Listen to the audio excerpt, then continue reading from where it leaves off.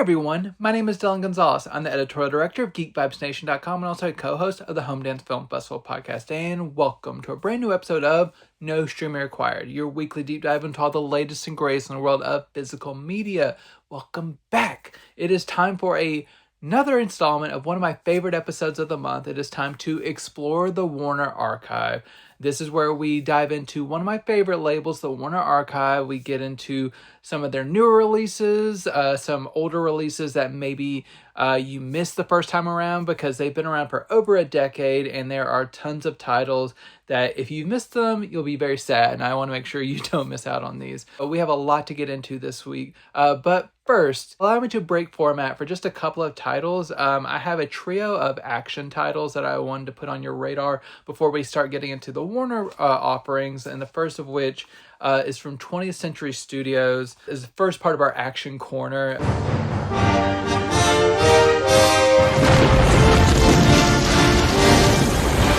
It is the 4K release of The Amateur, starring Rami Malek, Lawrence Fishburne, John Bernthal, Rachel Brosnahan, just a bunch of talented people in this one.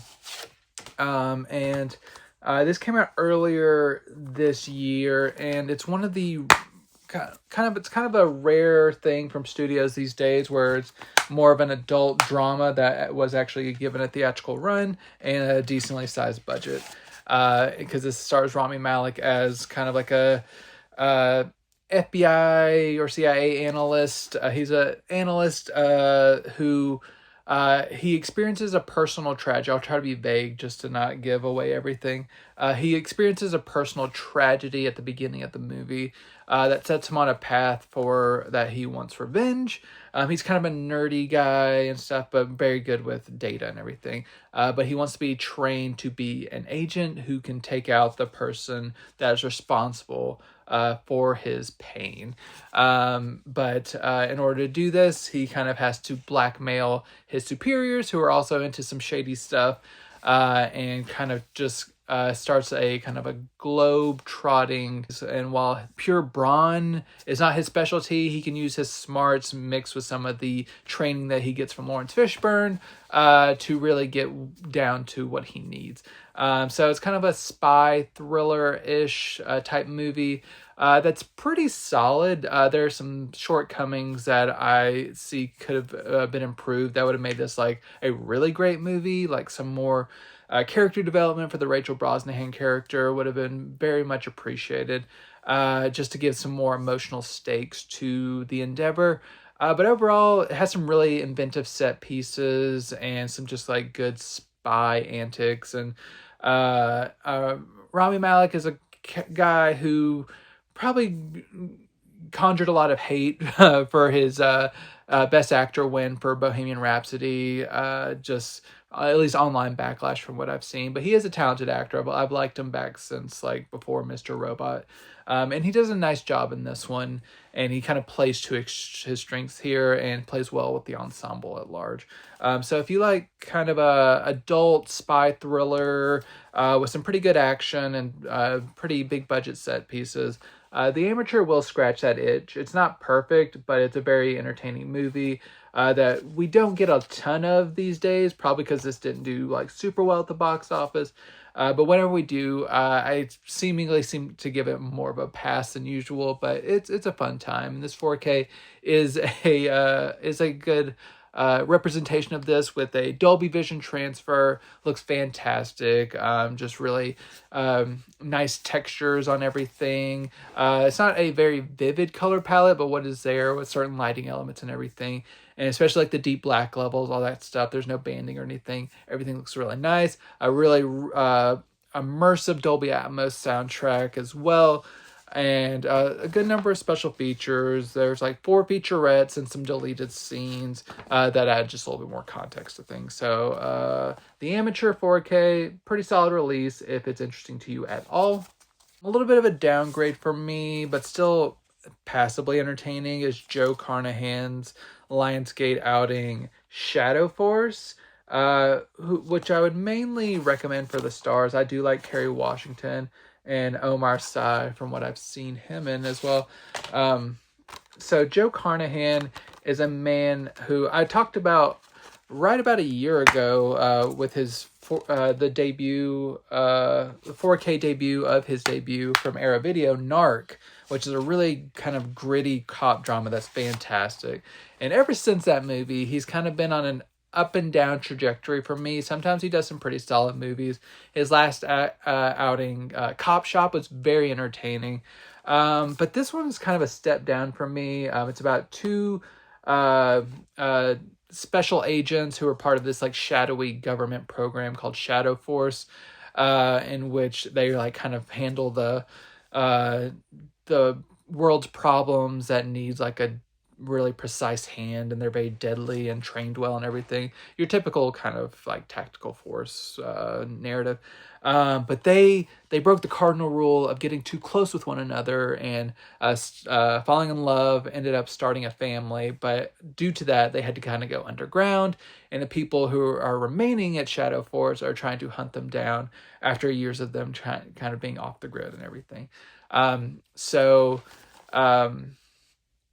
This it's kind of another kind of globetrotting tale of like two opposing forces, like one like our heroes here trying to hunt down the people who are hunting them down and trying to stop them. And there's a side team of people they used to work alongside with, played by Davon Joy Randolph, who just won an Oscar in recent years for The Holdovers.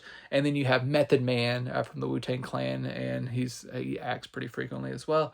And there's some decent action, but with what I've seen from Carnahan before, like in Cop Shop or Smoking Aces or even the A-Team, this just isn't up to his normal standards. This is more kind of like a throwaway, like it's worthy of a theatrical effort, but it's almost like direct-to-video level.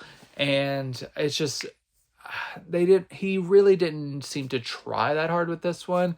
My favorite part of this whole experience was the performances from Davon Joy Randolph and Method Man as this other couple, who has some good comedic banter and chemistry, and just kind of lighten things up a little bit between the action, which they could also get down with some action as well.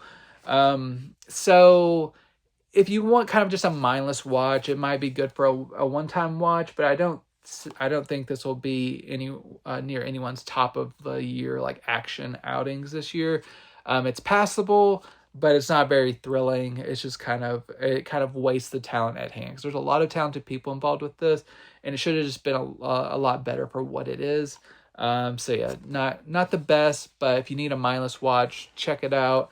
The Blu-ray is nice. You get the Blu-ray transfer. There's no 4K of this one. The Blu-ray transfer looks nice. No major banding or anything like that. Everything looks pretty consistent. Maybe just minor things here and there. But overall, everything holds up very well. Nice textures. It has a Dolby Atmos audio track. Sounds really nice and immersive and action-packed. You get a commentary track with this one and some featurettes. So there are some special features to enhance this, but as a movie itself, not the best, not the worst, but just not the best that I'm talking about. But kicking things up back in the positive column before we get into Warner Archive is from A24, and their very tense, action-packed Warfare,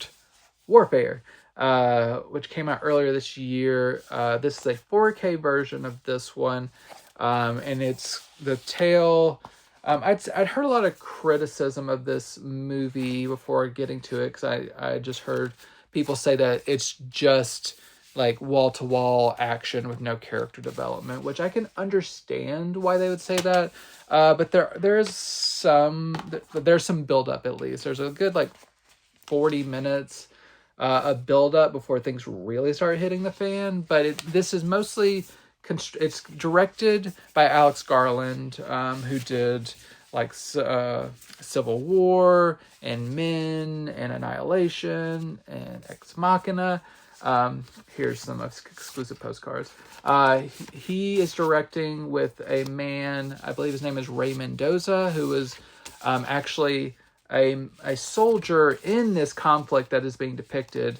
So this is a real life conflict that happened, and this movie was kind of made in order to, like, it's constructed from all the surviving members' memories, and it was kind of made in order to kind of give at least one of the members who wasn't really conscious during the fight insight into what happened on this day. You're not getting a lot of like unnecessary or extraneous exposition. It's all kind of very deliberate, and like the specific viewpoints that are being conjured from each soldier. You get enough camaraderie that you care about all these people on different levels, and I think the movie does a nice job of getting some kind of if you're a cinephile, recognizable names on in different roles to kind of get you to latch on to certain characters, and just gives you an extra little bit of familiarity.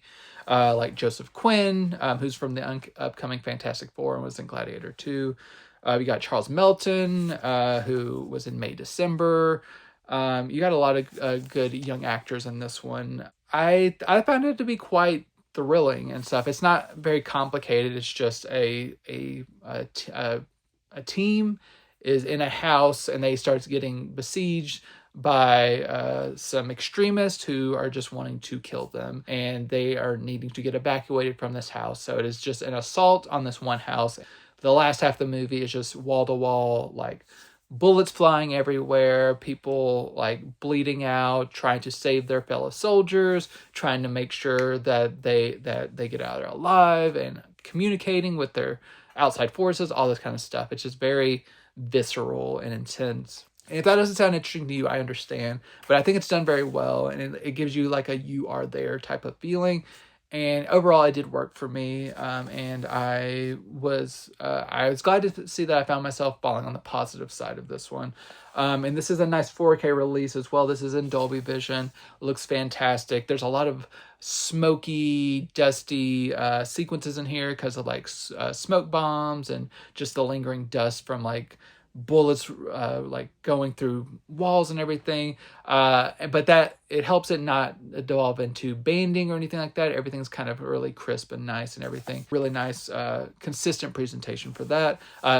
Dolby Atmos is vital for this one. It's a really aggressive soundtrack, and it sounds really really good in this, and just really puts you in the middle of things. You do get a commentary track. You get a 29-minute making of featurette.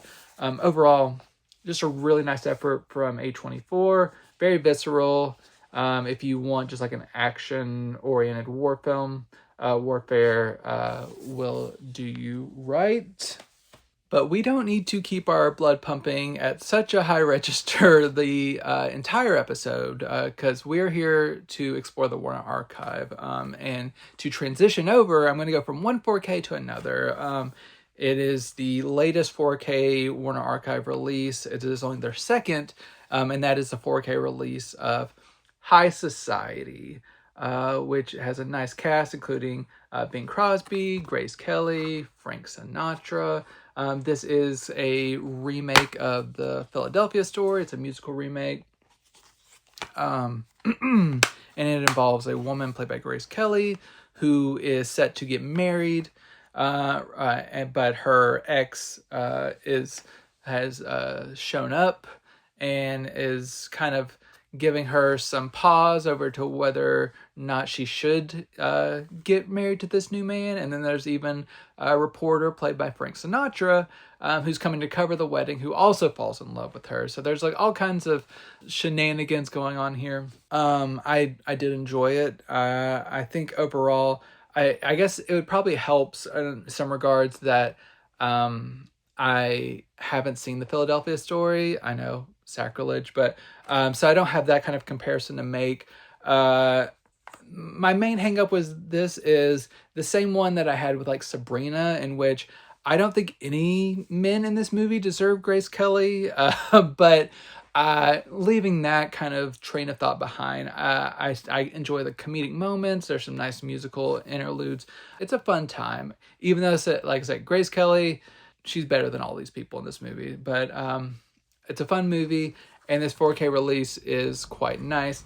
You get, this is, you're going to think I misspoke, but this is a 13.5K scan. I know I usually say a 4K restoration. This is a 13.5 restoration of the VistaVision negative. They went to the utmost lengths to restore this one. I know for a long time this hasn't even been released on Blu-ray previously, and there is a standalone Blu-ray that is available as well if you're not 4K capable and you only want the Blu-ray. But a Blu-ray copy does come with this, as I showed off. So you can have both version options in here. But the 4K is in Dolby Vision. This is a miraculous looking transfer. It's bold, colorful, everything that has nice texture to it. It doesn't seem to have much digital manipulation. This fidelity and motion encode, which are one of the best in the business.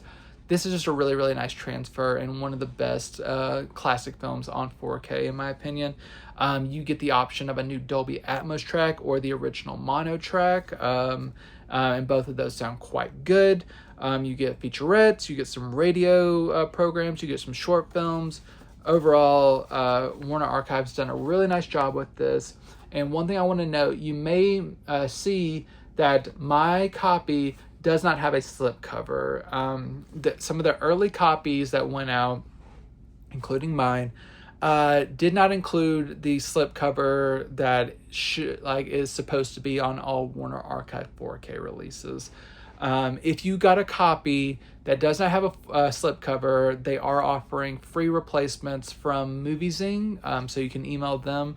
You can check the Warner Archive social media for this, but or just reach out to MovieZing and you'll be able to get a free slipcover for your copy if it does not. Even if you did not order it from MovieZing, if you received a copy, you are supposed to get a slipcover with it. That is supposed to be a guarantee from Warner Archive. That's what I've been told from my contact, that every copy should have it, and they want to make it right for you. So I will be getting my slipcover as soon as possible, hopefully.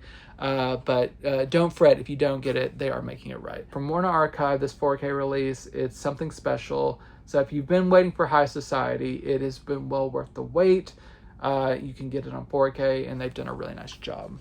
Sticking in a lighter register, we have another new release with Jane Powell and Elizabeth Taylor. We have A Date with Judy, in which Jane Powell plays Judy, who is trying to, she's a sweet girl, and she has a boy that she likes to go out with, who gets some very bad advice from his sister to kind of like play it cool, and it kind of sets off a chain of events where she starts going out with a different guy because she feels slighted, and there's all kinds of stuff going on. There's also some other side subplots with her dad and her parents' upcoming anniversary, and her thinking her dad is cheating on her mom, all kinds of misunderstandings and everything.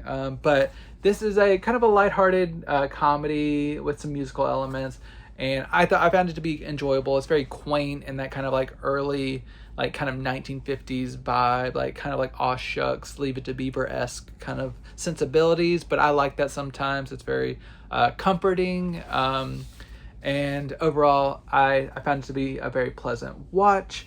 It's a new restoration. It's a 4K restoration of the original camera negative. It looks fantastic. Bold colors, very vibrant, no damage or anything like that has lingered. Everything has been cleaned up very, very well for nearly flawless presentation. The sound is good as well. It holds up very well. You get a cartoon with this one, short films, radio shows with a trailer. A Day with Judy is a really nice release from Warner Archive. They always do a really nice job with their restorations, as you will keep hearing, but this one's a really nice one. So if you like something fun and lighthearted, A Date with Judy, I will definitely fill that for you. My next one's a little bit more dramatic. We have the drama Executive Suite, in which a very important businessman drops dead at the beginning of the movie, unbeknownst to a lot of people, but it sets off a chain of events in which there's a power vacuum in a company, and then everyone is trying to figure out who is going to fill it, and what it means for them personally.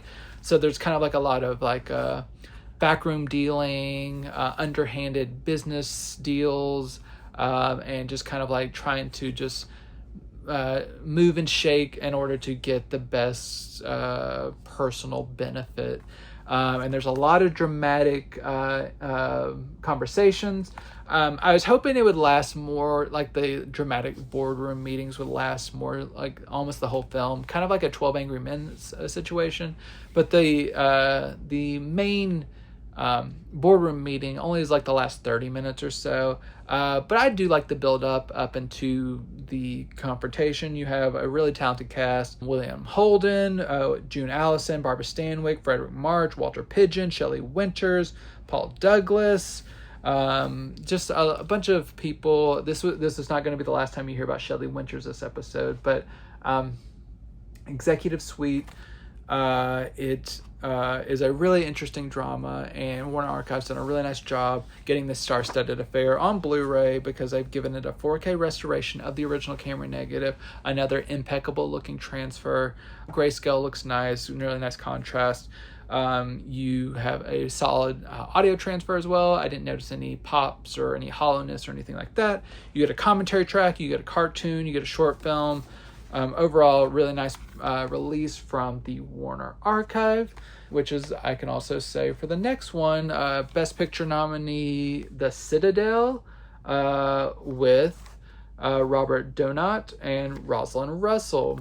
So this is a medical drama about a young doctor who, he's very idealistic at the beginning of the movie, and he kind of goes from being more so of like a broke small town doctor to getting roped into the high society life, where doctors kind of get paid for basically indulging all the whims of the rich clients and kind of cooking up procedures in order to pad their bills. And there's kind of like a struggle of conscience and everything. And at the same time, our doctor is trying to develop new medical ideas that, if you, from watching from the current day, you know that he was right on the money, but a lot of people kind of laugh him out of kind of the building, saying like he's ridiculous for certain ideas and everything. So it's very frustrating, but it's also, you're rooting for this character to get his ideas through because you know it would help humanity. So it's very idealistic and very quaint, but I like that sometimes. So I did enjoy The Citadel. Rosalind Russell was the MVP for me. I did quite enjoy her. And she's kind of like the beacon of hope throughout and kind of keeps him on the right path. And overall, I enjoyed this movie. It's very nice, and this is one that got a 4K restoration from the best surviving preservation elements. So that means that the original camera negative, all of it may not have been in existence, but what they did have, usually like a fine grain master positive or an inner positive or something like that, they use those elements, and you would not really know the difference from looking at that, because Warner Archive and the team at Motion Picture Imaging, who does the restorations, they put such dedication to their restorations that they try to make sure that no matter what source they're using, that you won't see any seams or anything. So everything looks pretty fantastic and consistent. I didn't notice any notable downturns in quality. This is pretty consistent from beginning to end. So I really see no reason to complain for this one. And the sound is pretty good considering it's like about 90 years old. But it's sounds really nice. Looks even better, and you get some special features, including some short films and some cartoons. So overall, another solid release from Warner Archive, The Citadel. Enjoyed this one quite a bit. Now the next title, I wasn't quite as high on, so you'll know that I am telling the truth about all of these, but the next one is The Enchanted Cottage. Now, a lot of people love this movie. I just had some issues with it. You have Dorothy McGuire and Robert Young. As two people, one of which Robert Young is a guy who goes to war and comes back disfigured. And then Dorothy McGuire is a woman who is just ugly, unappealing. And they end up falling, like getting together out of convenience, kind of because like they're both ugly, so I guess they have to get together. But then when they're in this enchanted cottage, the love of the prior people lingers, and whenever they're in the cottage, they look gorgeous and everything. They look normal and everything's good. So they kind of live in this kind of great, like, magical place of the enchanted cottage where their love can flourish and they look nice and everything's great and everything. And I love some whimsy. I love I love just like the magic of love and everything. That's my bag. I don't understand, like, I get just a bad feeling about a movie so focused on like the aesthetic look of certain people, and like how, like, especially with the Dorothy McGuire character, because you're like, it kind of posits like, okay, she looks a little frumpy and like maybe her, like, she doesn't have makeup on and like her teeth might be a little bit weird, but if you just like fix her up a little bit, she'd be appealing. But she looks good before the cottage. Equating that to how Robert Young looks, where he's like disfigured, it's wild. It makes me uncomfortable how they're kind of judging these characters based on how they look, and the way people talk about them as basically, if they're not conventionally attractive looking or appealing or desirable, then they're not worthy of love. And it just, I know a lot of people love this movie. It just really kind of rubbed me the wrong way.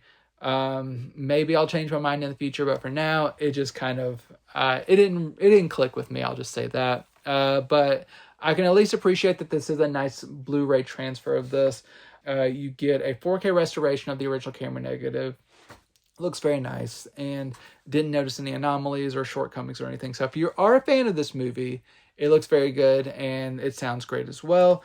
You also get some radio shows to go along with this one in terms of special features, and a trailer. So overall, I think you'll be pleased if you're a fan of this movie. It looks really nice on Blu-ray, and I think Warner Archive's done a nice job.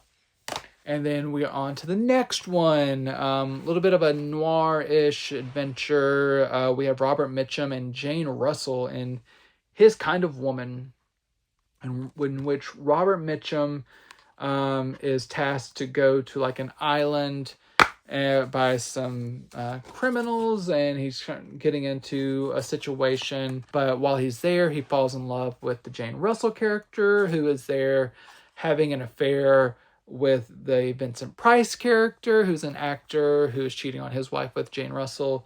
And there's all kinds of stuff going on. And from what I've gathered, there was a lot of behind the scenes issues with the production of this movie. And it seemed like the first half of this movie was done by one director and the second half was taken over by another director. And it feels it, because the first movie is very kind of clear in its vision and very serious and kind of like sexy and everything with the Robert Mitchum and Jane Russell. It kind of works. The second half, it's not that it doesn't work. It's just so baffling a tonal shift that it just really takes you aback.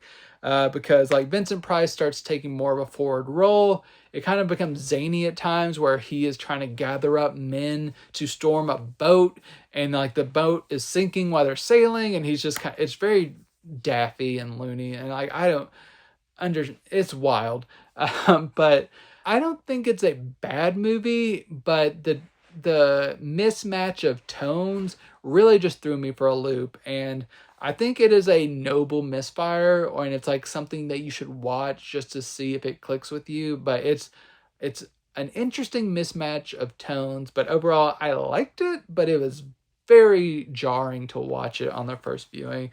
So I look forward to seeing this on a future viewing just to see how it plays on a rewatch. But the Blu-ray does look really good.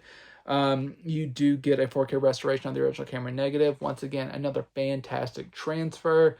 Holds up very well in terms of the audio as well. You get a commentary track with this one from, I believe, this is a film historian. and then you get a cartoon. So overall, a nice showing from Warner Archive for this one with this bizarre movie. But if you're a Vincent Price fan, definitely check this out, because his role, he's just in a whole different movie, and you gotta love him for it, even if it doesn't quite fit. It's a very interesting watch. My final new title from the Warner Archive, it's one highly requested from Elia Kazan. It is the drama Splendor in the Grass with Natalie Wood and Warren Beatty in his screen debut, I believe, or at least his first film role. And this is a kind of a melodrama about young kids played by our two actors who are they're in love, but their parents, each of them have parents that are kind of like putting them in an awkward situation, where Natalie Wood's characters, she's kind of like a lower class family, but she's kind of being told that basically like she shouldn't have sex because she doesn't want to seem promiscuous, and kind of like a lot of taboos are put around sex. And Warren Beatty's character, he's kind of comes from a more affluent family. His family's trying to like keep him amongst his own and everything, and he has like a problem sister as well, who's kind of like done her wild thing that's kind of shamed the family and everything. And there's all kinds of like taboos around sex, and there's really just a whole story about how these parents ruin these kids' lives and drives them literally insane. And it's very tragic, but I find it very engaging. This did give Natalie Wood an Oscar nomination. I love Natalie Wood. She is one of my top like old school Hollywood actresses. And it's great to see her in this role. And Warren Beatty does a nice job too. Everyone does a pretty decent job here. It's just a very tragic story, so it's kind of a hard watch, but overall, I find it to be a very good movie, and just has that typical Elia Kazan like grandeur to it. Even though there's not a lot of big action set pieces, it's shot very well, and it's a very good movie. And this has been given a 4K restoration of the original camera negative. Looks very nice. Splendid presentation, no damage. You get a documentary on Elia Kazan for this one, in terms of special features, and a trailer. Overall, nice job for Splendor in the Grass. Well worth the wait. I know a lot of people have been waiting very patiently for this one, and it is worth the wait.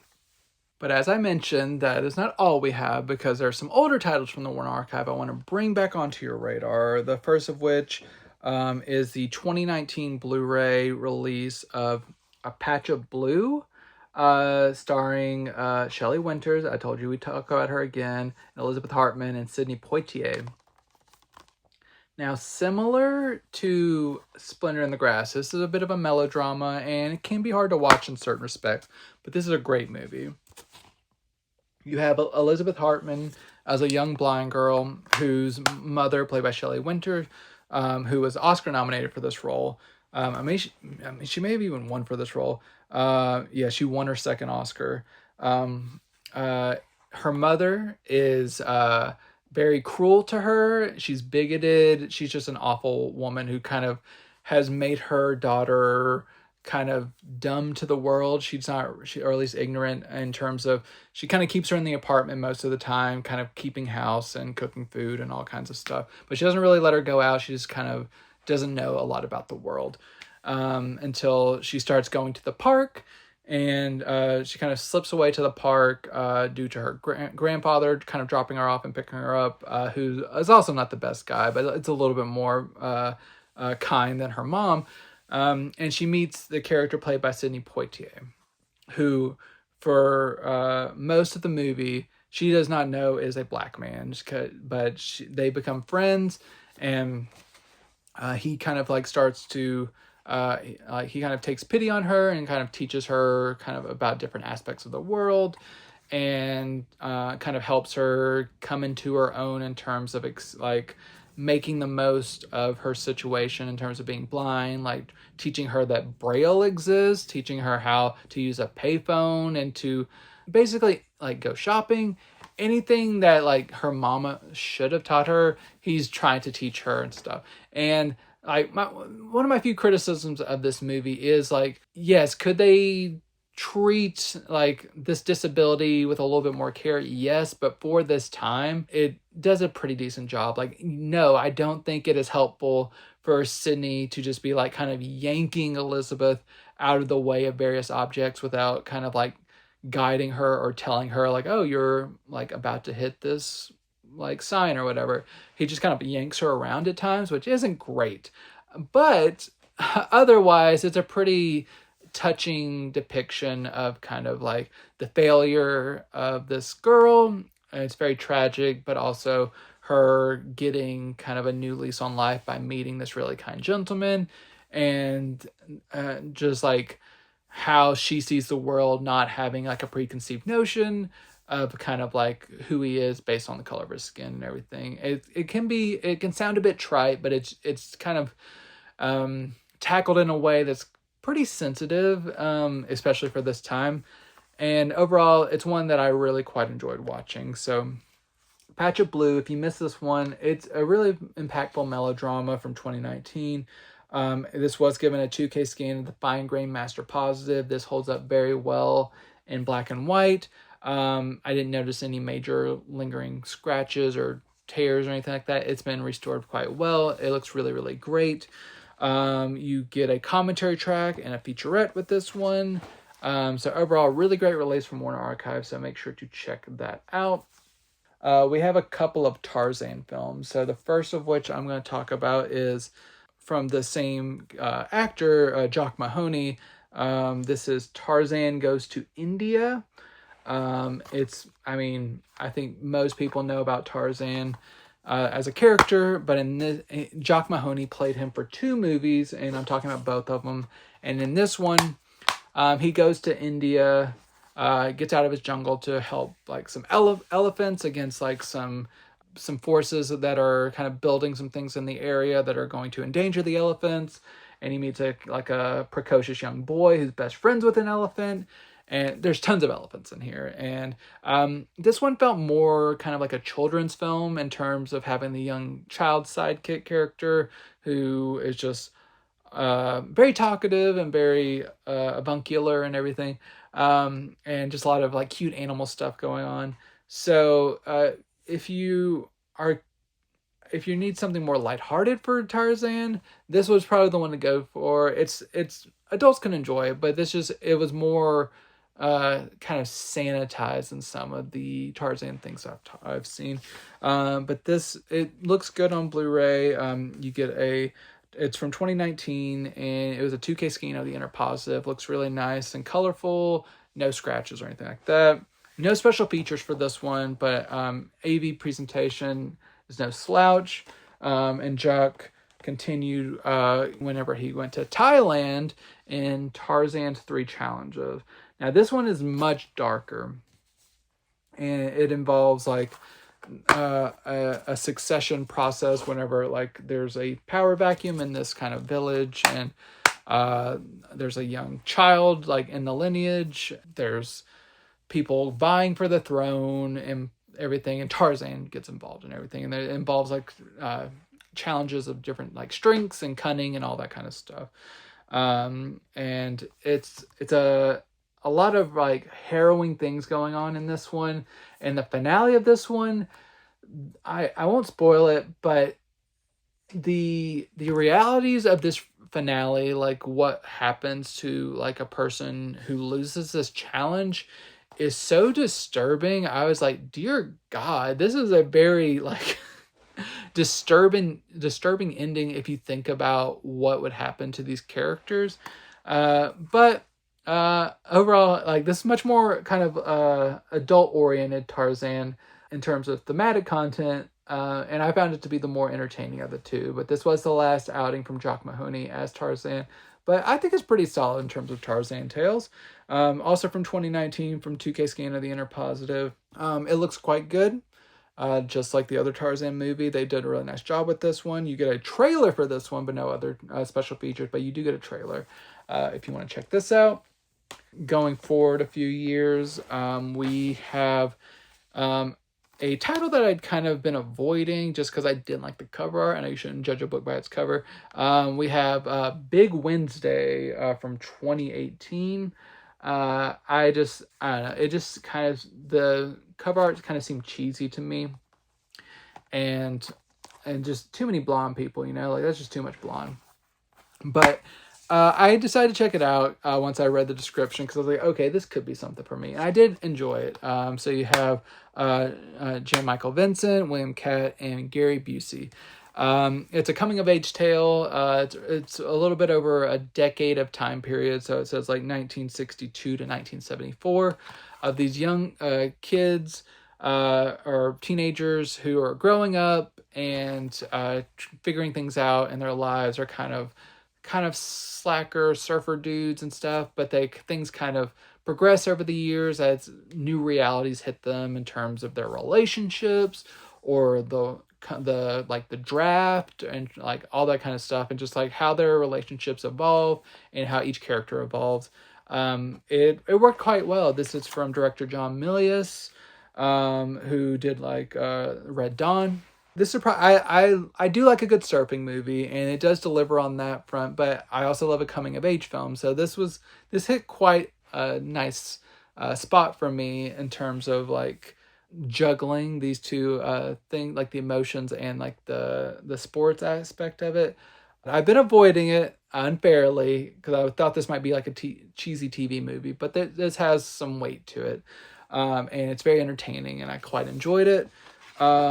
This is from 2018, 2K scan of the inner positive, looks really good, sounds good as well.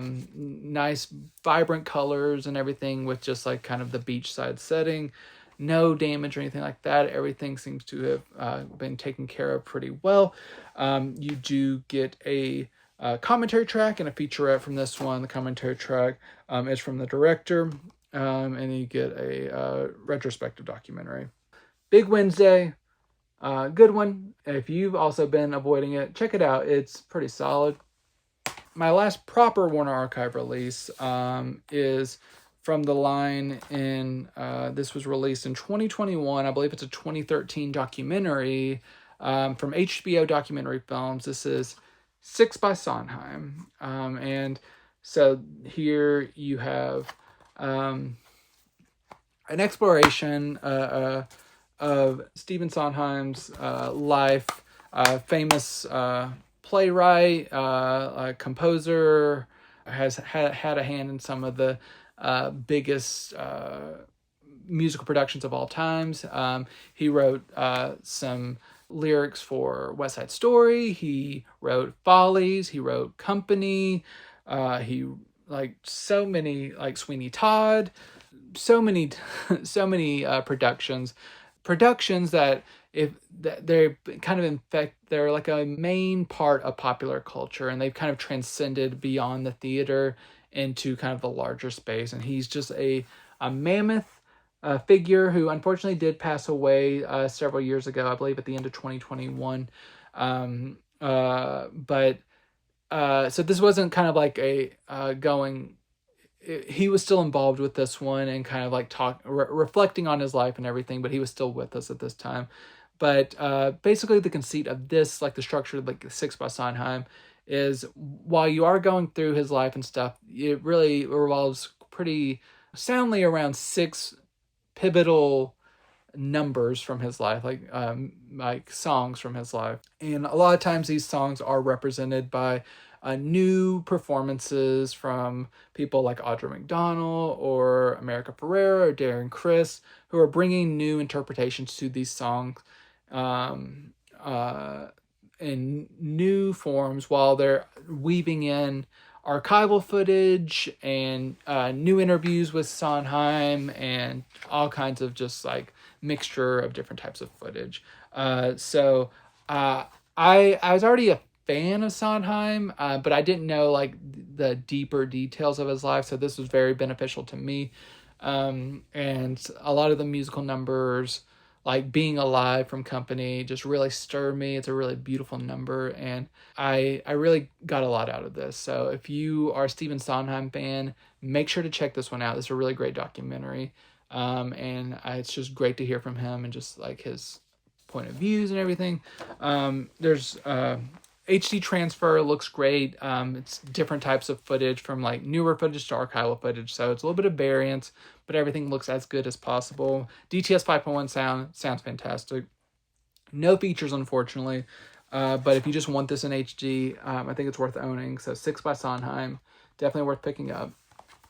But finally, this is not in the Warner Archive family, but it is from Warner Brothers, so sticking in the Warner family. We had the 4K Steelbook debut of Fallout Season 1, the Prime Video series. Is now out. 8 episodes. This is the Amazon exclusive Steelbook, so I will show that off.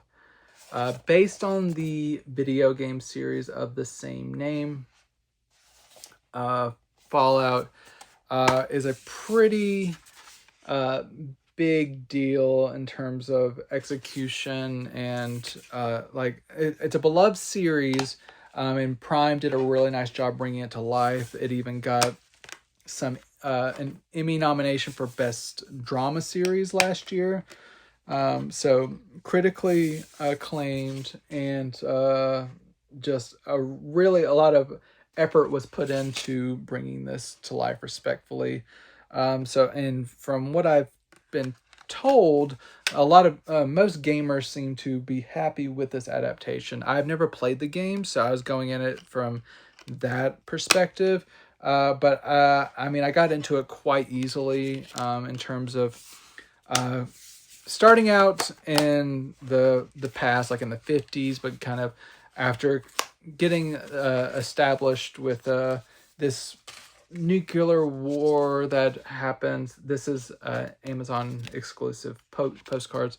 It kind of like goes hundreds of years in the future, and you're kind of seeing the fallout of this confrontation, and there's like kind of a wasteland above and some vaults below where people have kind of held up and created their own communities. But once those communities start getting breached, and people have to go to the surface, and there's like a whole kind of our main character, played by Ella Purnell, she's kind of has to go out of the bunker to search for her kidnapped father, played by Kyle MacLachlan.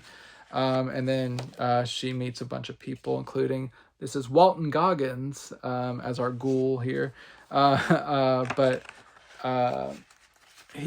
It's interesting to see how these characters fare on the surface, where there's kind of like a lawlessness and creatures and mech suits and all kinds of stuff going on. And fantastic, like, attention to detail and production design and everything. The performances are good as well. They did a nice job of making sure that they got performers worthy of the material to like elevate things.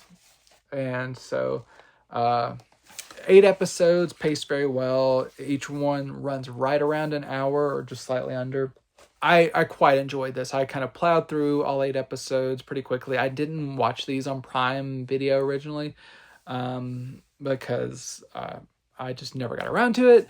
But I was glad to get my first viewing on 4K in Dolby Vision. It's a beautiful looking series in Dolby Vision, and it really helps bring out the most out of this show. And Dolby Atmos audio sounds really fantastic as well. So this just blows any streaming option out of the water, because I do have Prime, and I did switch it on to check out how this does look on Prime, and I'm very pleased to have this on physical media. I'm hoping that their Lord of the Rings series gets a similar treatment pretty soon, because I've been working my way through that, and some of the compression on that kind of drives me up a wall, so I cannot wait to hopefully get that on physical media. But Fallout, it looks really great on physical media. 4K is the way to go if you're equipped for it. All 8 episodes, Dolby Vision, Dolby Atmos. You get a commentary track for certain episodes, tons of featurettes and everything. So you just like tons of like insights into this world, and that these featurettes kind of like unveil stuff, and just a lot of really cool Easter eggs for fans of the video game and just the series at large. So if you need a good kind of like post-apocalyptic but fun drama series. Fallout definitely should be on your radar. Sample it on Prime Video if you need to, but if you watch the first episode and you're hooked, it holds up throughout the first season, so make sure to pick it up on physical media because you'll want to be a part of your collection. And Warner Brothers has done a really nice job with this 4K release. And I always think it's a win whenever a streaming series gets a physical media release. It's always a blast.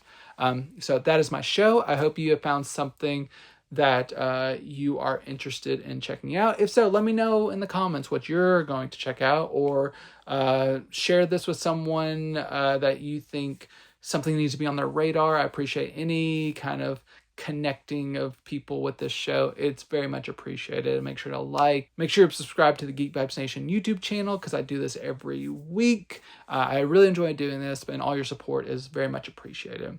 I will be back again next week for another jam-packed show, but until next time, enjoy these movies. Let me introduce you to Matt Johnson. He lives here, along with myself and Mr. Barlow, and we need to get him in the water. Could I please, Bart? I'll bring it back to you personally, my word of honor. Can't lend my stick to some hodad, man. He's not a hodad, Squid Lips. I told you that's Matt Johnson. Can I please use your board? My dad just bought this.